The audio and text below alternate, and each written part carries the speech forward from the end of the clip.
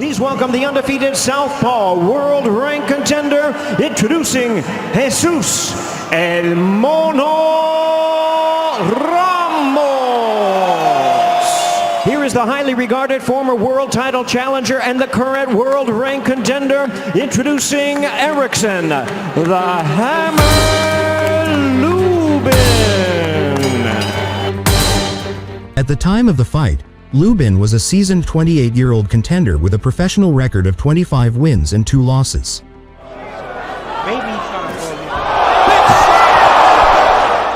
Lubin was seeking to re-establish himself as a top contender in the super welterweight division following a previous setback against Sebastian Fundora in April 2022. My goodness! Fundora's in trouble! Lubin letting him go! Fundora in major trouble! He is down! At 23 years old, Ramos entered the ring with an unblemished record of 20 wins, showcasing his rising prominence in the division. Down! Right here. Known for his power and skill, Ramos was viewed as a formidable, aiming to solidify his status among the elite.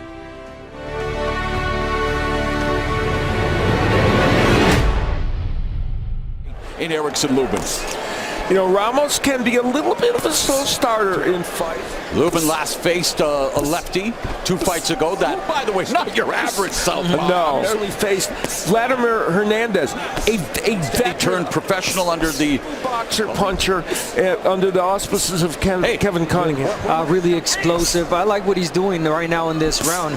This is going to pressure because that's what he does. Just a dynamic combination puncher. hopes to continue the success of Arizona. There's a nice body shot to Ramos, who's from Arizona. Of course, David Benavidez very happy about that now. From the Terrence Crawford, Errol Spence Jr. undercard, but has rehabbed it, has worked with strength and conditioning coach Jamie Bell. He says he's been in the most intense training camp of his life, and he's in the best fight. Especially you want to keep it that way from Lubin. Lazy. I mean, this is a guy that throws a lot of punches, and when he throws beautiful combinations, they're really beautiful. You heard me.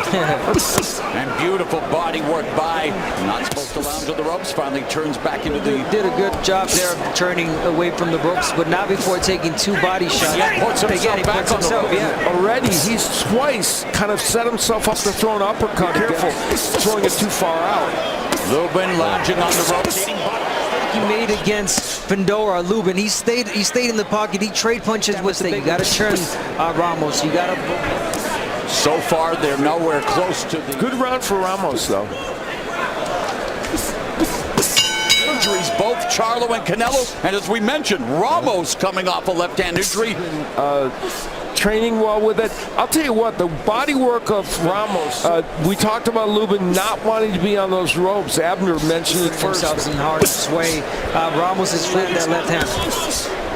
Ramos on the front foot, fading, looking to get Lubin to bite, and still to the liver of Lubin. Yeah, he's got to gain some momentum, speaking of loose flow. And he's really explosive, but again, he just goes back on the shell sometimes.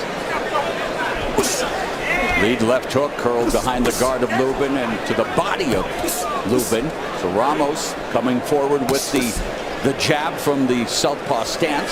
And in this round, Lubin's thrown 24 jabs, so that's a good sign for him. He's not landing that punch too well, but it's, again, another good round for Ramos.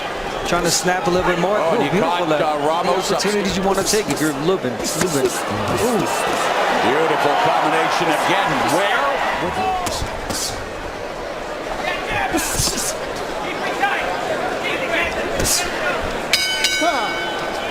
He tends to use a high guard. Look, he'll go with the high guard. And Ramos said, that's going to give me the opportunity to go to the body. And he said, he has good distance. You got good distance. Just keep doing it. Keep doing it that way. You almost caught him with that one. He's going to fall. He's going to fall.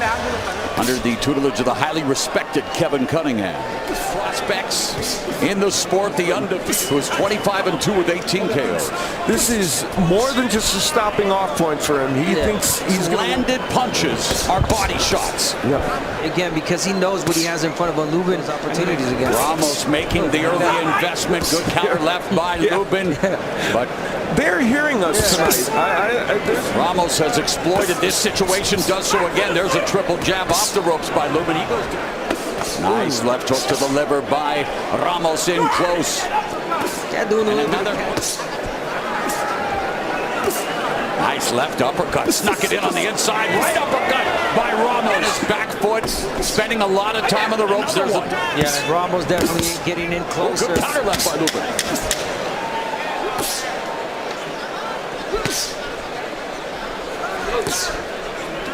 They're not always presenting themselves, so he needs Ramos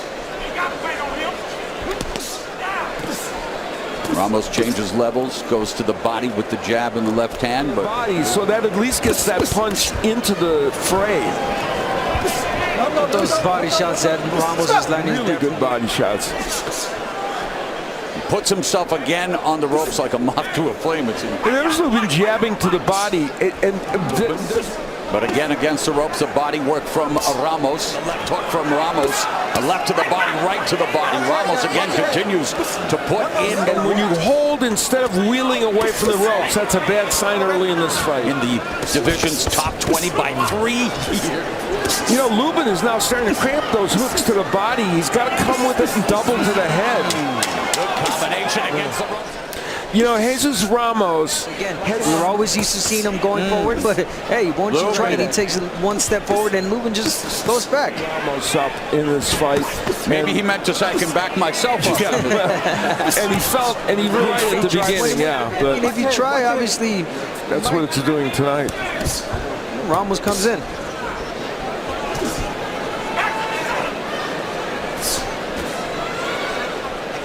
I think the best way to describe this performance so far by Lubin is offensively. Round of traction being contested at 147 pounds. I got some cover. Straight jab, left hand, right hook, short uppercuts. Okay, step around. Keep fighting intelligently. Get nice distance. Don't let him get inside. And keep the jab going. That's all you have to do. So it doesn't mean he can't string together a bunch. Historically, he's not a guy who gets knockouts later in fights. Through 6 rounds. That is uncharacteristic of Erickson Lubin. In that when he's had the opportunity to bang the body, he's done it, and that's why he's ahead. In ring center, it's a pretty close fight. Lubin's was pretty close. That's great analysis. Of course, Steve, a great analyst. And we talked about the devastating losses. He threw a lot more than what he's throwing today. You know, normally Lubin isn't a big volume puncher. He averages 40. Yes, exactly. Oh, nice right by Ramos. Ramos, 4-punch combination. This is a dangerous dude. Missed a shot to the body, another right to the body. Lubin firing back as we complete 7. There, you see the uppercut, that and the right hook, and yet another. Ramos, when you put him in this position, he's going to keep ripping those uppercuts. And Abner, as you well know, that is a painful punch to accept. No, it is. Another thing that I liked about that replay, those punches that Ramos landed. You know, somebody getting knockouts in every fight, and that's why they said to him, "You don't have to get a knockout." You just heard his dad saying, "Stay, don't worry. You don't have to go for the knockout. Get the win. Use the jab."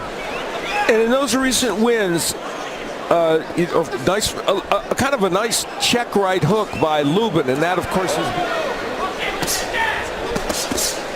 Well, he's a good pressure fighter, that's for sure, and he's going to continue to do that. Oh. Nice body shot by Lubin, sweeping left hook work by Ramos. Once again on display. Really surprising. Not according to the odds. Well, yeah. The betting odds had it. This shit about to be over with. You got to let your hands go. I don't know. Well, yeah. He's telling him you got to punch and do that, and then he won't end up on the ropes. If he has, you know, again, 10 years now, turning 28 tomorrow, as we mentioned, but he's been in the rigors and.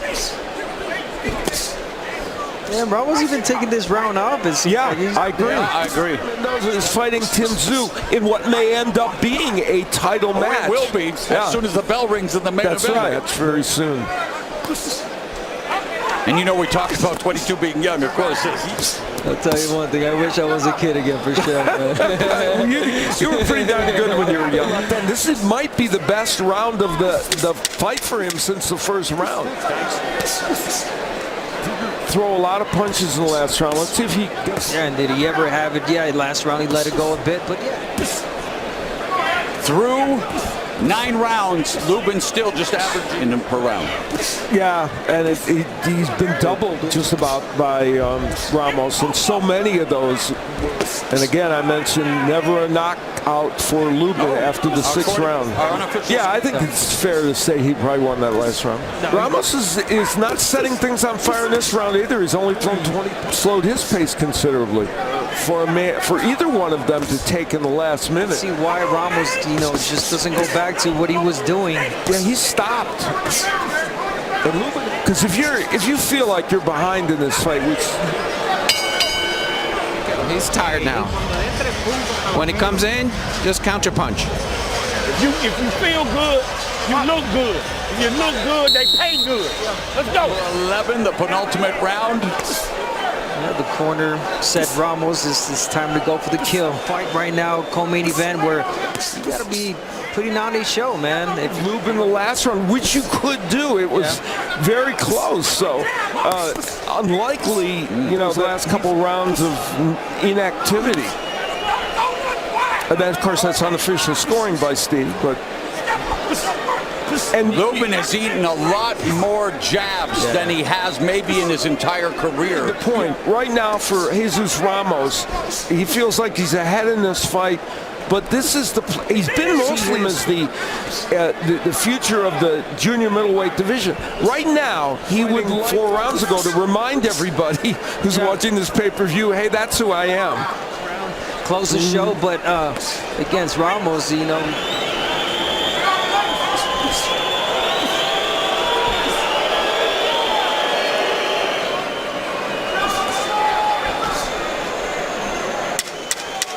former title challenger Erickson Lubin.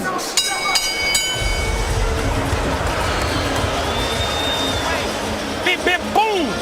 Double jab, left hand, right hook. Or just straight 1-2. Last round, be intelligent. Be intelligent. Should I pressure? Yes, but pressure when you're, with intelligence. 12th and final round. Wants him to use smart pressure.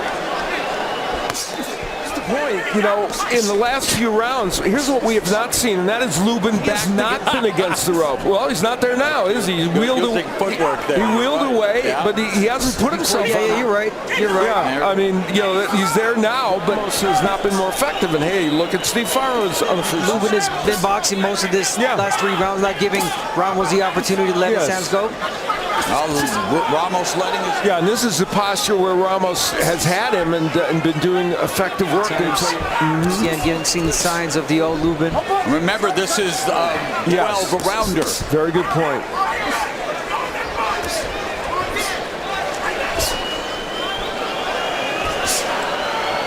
Jesus Ramos looking to stay undefeated. Erickson Lubin, 3 judges seated at ringside. 6 minutes are in the books.